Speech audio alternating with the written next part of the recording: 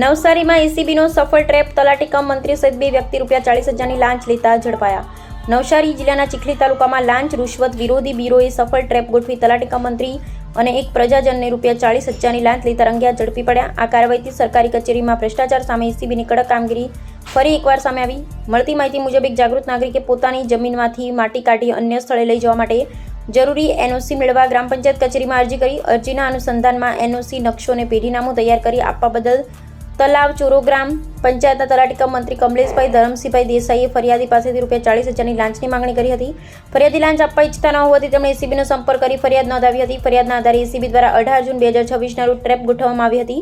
Trap દરમિયાન આરોપી કમલેશભાઈ દેસાઈના કહેવાથી ગોકુળભાઈ બુધાભાઈ પટેલ નામના પ્રજાજને ફરિયાદી પાસેથી ₹40,000ની લાંચ સ્વીકારી હતી।